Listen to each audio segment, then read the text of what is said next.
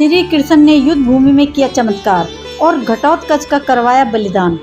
दोस्तों, आज हम आपको इस विषय के बारे में बताने वाले हैं कि श्री कृष्ण ने युद्ध भूमि में किया चमत्कार और घटोत्कच का करवाया बलिदान।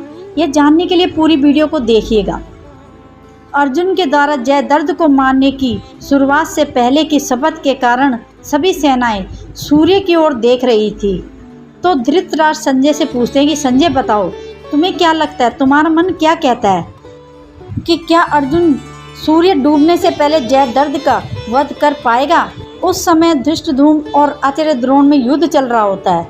जब धृष्टद्युम्न हारने लगते हैं तो सात्यकी बीच में आ जाते हैं और आचार्य द्रोण और सात्यकी दोनों युद्ध करने लगते हैं और सात्यकी भी घायल हो जाते हैं। और तभी धृष्टद्युम्न वासुदेव के संग की ललकार सुनकर, कहीं ऐसा तो नहीं कि मेरा अर्जुन वीर गति को प्राप्त हो गया हो और क्रोध में आकर वासुदेव ने शस्त्र उठा लिया हो।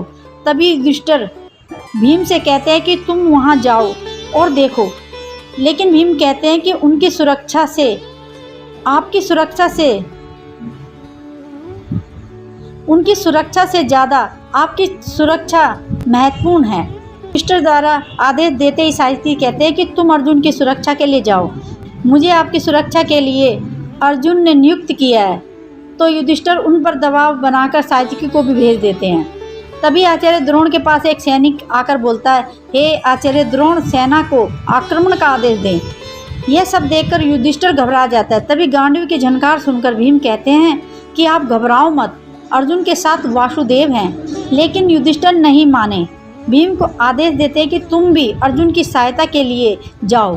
तब भीम पंचाल नरेश को युधिष्ठिर की सुरक्षा के लिए छोड़कर चले जाते हैं। तभी आचार्य द्रोण कहते हैं कि भीम अर्जुन की सहायता के लिए जा रहा है, इसका वहां पहुंच जाना हमारे लिए शुभ नहीं है, इसलिए मैं युधिष्ठिर को रोकता हूं। जब वह खुद नहीं रोक पाता, द्रोणाचार्य उनको रोकने के लिए जाते हैं। भीम अपने गदा से द्रोणाचार्य का रथ गिरा देते हैं। कहते हैं कि रथ आगे ले चलो सारथी।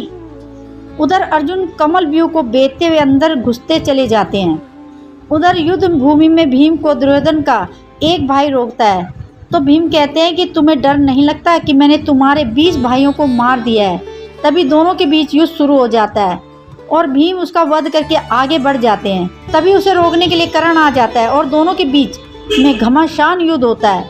हजारों सैनिकों को मारते हुए अर्जुन कमल व्यू में प्रवेश करता है और सिंधु नरेश के नज़दीक पहुंचने की कोशिश करता है। लेकिन वह देखता है कृपाचार्य, दुशासन आदि कई महारथी सेना के साथ साथ सामने खड़े होते हैं और सबसे पीछे सिंधु नरेश खड़ा है। जब अर्जुन का अश्वत्थामा आदि के साथ युद्ध चल रहा होता है, तभी दुर्योधन भी वहां आकर खड़ा हो जाता है। यह युद्ध देखकर श्री कृष्ण चिंतित हो जाते हैं। फिर सूर्य की ओर देखते हैं और चमत्कार करते हैं और उनके हाथ के इशारे से अंधेरा छा जाता है। अब सभी की नज़रें आसमान की ओर होती हैं। यह देखकर सिंधु नरेश प्रसन्न होकर हंसने लगता है और कौरव पक्ष में हंसी की लहर दौड़ जाती है और युद्ध वहीं पर रुक जाता है। अर्जुन श्री कृष्ण की ओर देखकर उदास हो जाते हैं। तभी दुर्योधन हंसते हुए कहता है कि अर्जुन, तुम अग्नि समाधि ले लो। उसी समय रथ पर सवार नरेश हंसता हुआ पीछे से आगे आकर अर्जुन के सामने खड़ा हो जाता है और हंसकर कहता है कि समाधि कब लोगे अर्जुन, बताओगे नहीं? और यह कहकर वह जोर जोर से हंसने लगता है। अर्जुन गर्दन झुकाए बैठे हैं, कृष्ण खड़े रहते हैं और श्री कृष्ण मुस्कुराते रहते हैं। तभी श्री कृष्ण के इशारे से सूर्य निकलता है। यह देखकर सभी दंग रह जाते हैं। श्री कृष्ण खड़े होकर कहते हैं कि अभी सूर्य अस्त नहीं हुआ है पार्थ, देखो। और नरेश आपके सामने है। ये देखकर खुशी के मारे अर्जुन चीखते हुए, जयद्रथ, अभी सूर्य अस्त नहीं हुआ है, यह कहते हुए अर्जुन ने अपने धनुष पर बाण चढ़ा ली होती है।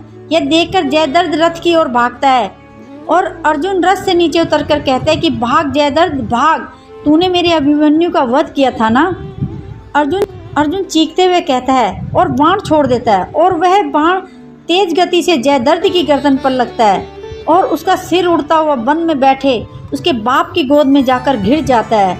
और उसके पिता ये देखकर घबरा कर उसके सर को जमीन पर फेंक देते हैं और जैसे ही भूमि पर सर गिरता है तो उसके पिता भी जयद्रथ के सर के साथ फूट जाते हैं। उसके अगले दिन घटोत्कच को युद्ध भूमि में देखकर कौरव पक्ष के सैनिक घबरा जाते हैं। सैनिक उस पर बहुत सारे बाण चलाते हैं और घटोत्कच अपने पैरों से सैनों को कुचलते चलते रहते हैं। उधर द्रोणाचार्य से दुर्योधन पूछता है कि आचार्य पांडवों में इतनी शक्ति कहाँ से आ गई। द्रोणाचार्य कहते हैं यह तो असुर शैली दिखाई दे रही है। उस पर दुर्योधन पूछता है असुर कहाँ से आ गए हैं। तभी जोर जोर से हंसने की आवाज़ आती है और देखते हैं कि एक विशाल मानव जो दोनों के बीच खड़ा है। द्रोणाचार्य अपने धनुष पे बाण चढ़ाते हैं और बाण उस पर छोड़ते हैं, लेकिन किसी के भी बाणों से उस पर कोई असर नहीं पड़ता। तभी इस बीच कर्ण भी युद्ध करने के लिए आ जाते हैं। कर्ण भी बाण छोड़ते हैं, लेकिन घटोत्कच उसके तीर को हाथ में पकड़ लेता है और कहता है मैंने आपके बारे में सुना तो बहुत है कि आप बहुत बड़े दानवीर कर्ण हैं, आपको मेरा प्रणाम। ऐसा कहकर घटोत्कच गदा को हाथ में लेकर पकड़कर फेंकता है, जिससे कोहराम मच जाता है। यह देखकर दुर्योधन द्रोणाचार्य से कहता है गुरुदेव युद्ध की समाप्ति का शंख बजाइए, यह भीमपुत्र किसी को जीवित नहीं छोड़ेगा। अगले दिन युद्ध में घटोत्कच फिर से कौरव सेना का संहार करने लग जाते हैं और वह आकाश में उड़कर आग के गोले फेंक कर कोहराम मचा देता है। यह देखकर दुर्योधन घटोत्कच से युद्ध करने लगता है और दुर्योधन को घटोत्कच परेशान करके घायल कर देता है। दुर्योधन भाग जाता है और कर्ण के पास पहुंच जाता है। हे मित्र, मैं तुमसे पूछता हूँ कि मैं अपने खून से नहाया हुआ अपने रथ पर खड़ा हुआ मित्र तुमको कैसा लग रहा हूँ। अब थोड़ी देर के बाद ना तुम्हारा ये मित्र रहेगा और ना ही उसकी सेना। तुम इस युद्ध में अर्जुन को ढूंढते रह जाओगे। तुम्हारे लिए अर्जुन मेरे से बढ़कर है, तो जाओ, मैं तुम्हें अपनी मित्रता के बंधन से मुक्त करता हूँ। इस तरह के कड़वे वचन सुनकर कर्ण कहता है कि ऐसा ना कहो मित्र। कर्ण हाथ जोड़कर दिव्य अस्त्र के लिए मंत्र का जाप करता है और उनके हाथ में इंद्र का शक्तिशाली अस्त्र आ जाता है। फिर उसे